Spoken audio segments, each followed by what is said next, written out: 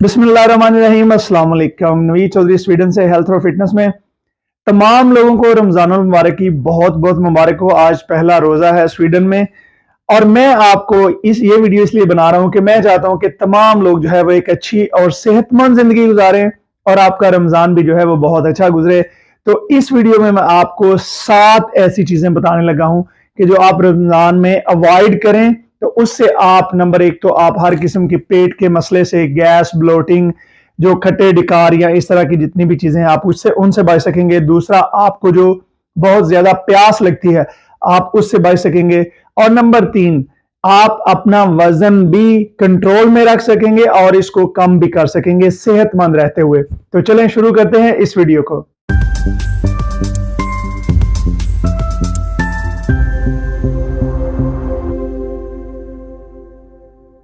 सबसे पहले जो आपने इस रमजान में चीज इस्तेमाल नहीं करनी वो है जनाब डब्बों में बंद सोडा और जूस वगैरह। और इनमें मैं आपको एक चीज बता देता हूं कि इनमें तकरीबन हर किस्म का जो सोडा है, जितनी भी बोतलें हैं, जितने भी किसी किस्म के कोला, फांटा, जूस और जितने भी आप चाहे वो किसी भी कंपनी का हो, मैं अब कंपनियों के नाम नहीं लूंगा, लेकिन किसी भी कंपनी का हो, आपने वो डब्बों में बंद जूस जो है आपने वो बिल्कुल इस्तेमाल नहीं करने। और मैं इसमें अगर मैं ये ऐड करूं तो बहुत सारे लोग जो है वो दूध में जो दूध सोडा बना के या जो बोतल वगैरह डाल के पीते हैं वो भी आपने नहीं करना, क्योंकि इसमें बहुत ज्यादा शुगर होती है और ये आपकी सेहत के लिए बहुत खतरनाक है।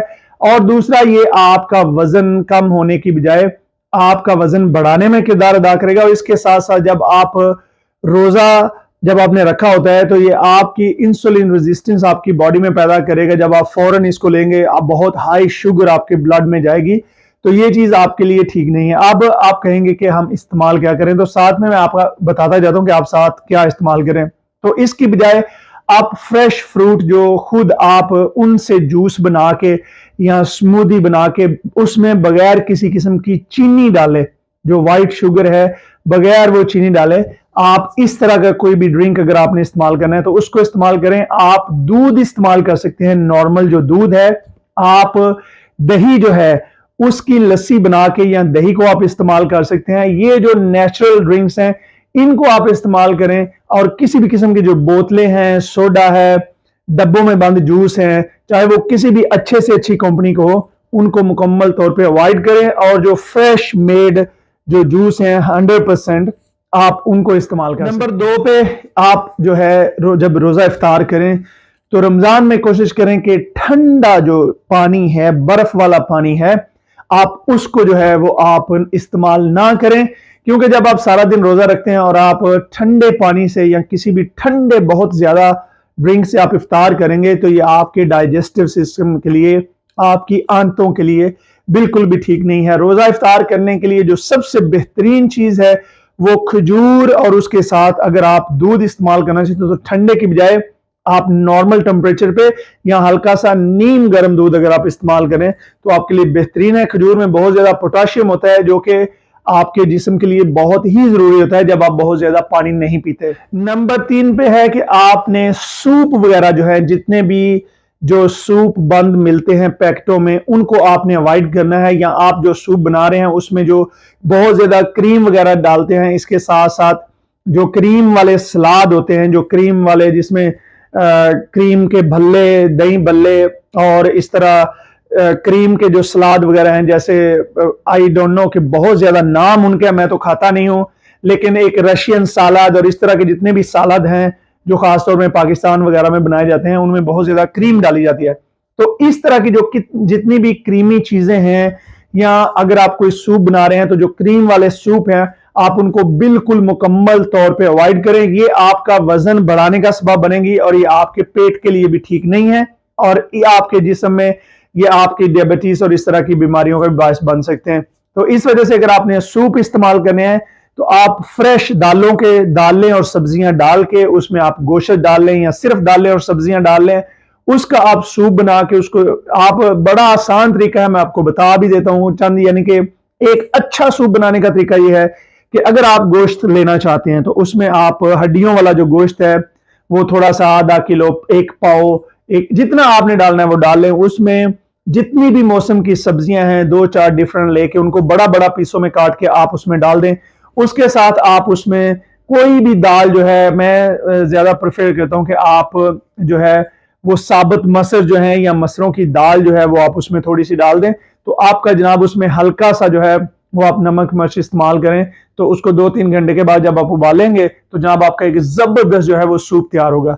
तो क्रीमी किस्म के सूप और क्रीमी किस्म के जितने भी ये जो आप सलाद वगैरह हैं या जितने भी फ्रूट सलाद हैं, इनको आपने अवॉइड करना है। और नंबर 4 पे सबकी जो फेवरेट और बहुत ज्यादा खाए जाने वाली चीजें हैं, जी हाँ, तली हुई चीजें, समोसे, पकौड़े, रोल्स और ये जितनी भी चीजें हैं, ये आपके लिए बिल्कुल ठीक नहीं है। ये आपका वजन कम करने की बजाय आपका वजन बढ़ाती हैं। इसके अलावा ये आपके जिस्म में जो बुरा कोलेस्ट्रॉल है उसको बढ़ाती हैं और इस तरीके से आपके जिस्म का जितना भी निजाम है ये उसको भी खराब करती हैं। इसके अलावा इनमें कोई एनर्जी भी नहीं होती, इनमें कोई असल ताकत भी नहीं होती।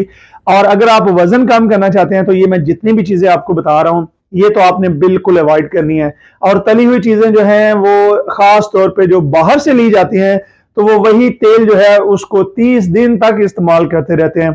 तो वो तेल एक्चुअली मैं अगर बड़ी एहतियात से भी लफ्ज इस्तेमाल करूं तो वो एक किस्म का जहर बन चुका होता है और उस तेल में तली हुई चीजें बिल्कुल भी हेल्दी और आपकी सेहत के लिए ठीक नहीं है। तो अगर आप खुद और आप अपनी फैमिली को हेल्दी और सेहतमंद रखना चाहते हैं तो जितनी भी तली हुई चीजें हैं इस रमजान में उनसे अवॉइड करें। नंबर 5 पे जो बड़ा मसला है कि बहुत सारे लोग हैं जिन्हें प्यास बहुत ज्यादा लगती है। तो अगर आप अपनी प्यास को नॉर्मल रखना चाहते हैं, आप चाहते हैं कि आपको ज्यादा प्यास ना लगे, तो कुछ चीजें आप उनको अवॉइड कर सकते हैं। जैसे साल्टी नट्स वगैरह हैं कि जैसे जो आप ड्राई फ्रूट खाते हैं तो उन पे जो है वो सॉल्ट लगा होता है, नमक लगा होता है। इसके अलावा अगर आप चिप्स वगैरह खाते हैं या आप खाने में बहुत ज्यादा नमक डालते हैं, इन चीजों को आप अवॉइड करें। इसके साथ साथ जो अचार है, अचार में भी बहुत ज्यादा नमक होता है, उसको आप कम से कम रमजान में इस्तेमाल करें। और सोया सॉस जो है, सोया सॉस में बहुत हाई जो है वो सॉल्ट होता है, तो आप सोया सॉस को अवॉइड करें। तो ये चीजें अवॉइड करने से, इन चीजों को छोड़ने से आपको प्यास रमजानुल मुबारक में कम लगेगी। अच्छा, नंबर 6 पे जो है ये बहुत ही इंटरेस्टिंग चीज है कि रमजान में खास तौर पे बहुत सारे लोग हैं जो पाकिस्तान और इंडिया में करारा स्पाइसी खाना पसंद करते हैं। तो अगर आप अपने रमजान को बेहतर रखना चाहते हैं तो इस रमजान में कम से कम जो है वो स्पाइसी फूड यानी कि ज्यादा से ज्यादा जो नमक मिर्च है उसको अवॉइड करें, उसको जितना कम हो सके वो रखें, क्योंकि इससे आपके पेट के मसाइल, इसके अलावा आपको और भी दिन में प्यास लगने का मसला, और इसके साथ साथ आपका जो सिस्टम है, असल में ये होता है कि हमारा ये जो रमजान का मकसद जो है वो ये भी है कि हमारी बॉडी जो है वो एक दफा मुकम्मल तौर पे रीसेट हो जाए। जैसे एक मशीन है सारा साल काम करती रहती है, तो जब आप उसको ब्रेक देते हैं, उसको कुछ ऑयल लगाते हैं, कुछ ठीक वगैरह करते हैं, तो हमारे जिस्म को भी रमजान में ये ब्रेक मिलती है। अगर इसमें हम ये जो खाने में आपको बता रहा हूं इस तरह की चीजें अवॉइड करके अगर हम साफ और अच्छा और छोटा खाना खाते हैं तो इंशाल्लाह आपका जिस्म जो है वो बहुत सारी ऐसी बीमारियों से खुद ही ठीक कर लेता है, खुद को आपके जो खुलिये अंदर नुकसान देने वाले होते हैं उनको खुद रिपेयर कर लेता है। इसके अलावा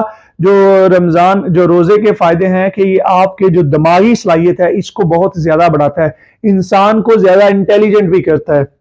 तो इस वजह से आप जो है इन चीजों को जरूर अवॉइड करें। और नंबर 7 पे जनाब, कोई मैंने ऐसा घर नहीं देखा जहां रमजानुल मुबारक में मजे मजे की बहुत ज्यादा मीठी चीजें ऑलमोस्ट रोजाना ना पकाई जाएं, या अगर घर में ना बनाई जाएं तो बाहर से जरूर लाई जाती हैं। तो इस रमजान में अगर आपने सेहतमंद रहना है, आप चाहते हैं कि आपको या आपकी फैमिली को डायबिटीज, दिल के अमराज और बहुत सारी ऐसी चीजें ना हो, तो जनाब आपने डेजर्ट यानी कि मिठी डिशें जो हैं आपने अवॉइड करनी है। जैसे हम खीरें बना लेते हैं, जलेबियां, पता नहीं क्या क्या चीजें ले आते हैं। तो कोशिश करें कि आप हफ्ते में सिर्फ एक दफा मीठी चीज खाएं, उसके अलावा बाकी के दिन जो हैं, जितने भी बाकी 6 दिन हैं, उनमें मीठे को अवॉइड करें। मुझे उम्मीद है दोस्तों कि इस वीडियो से आपने कुछ ना कुछ जरूर सीखा होगा, और इस रमजानुल मुबारक में हमें चाहिए कि हम अपने घर वालों की सेहत का ख्याल रखें। मुझे अपनी दुआ में याद रखिए। बहुत शुक्रिया। खुदा हाफिज।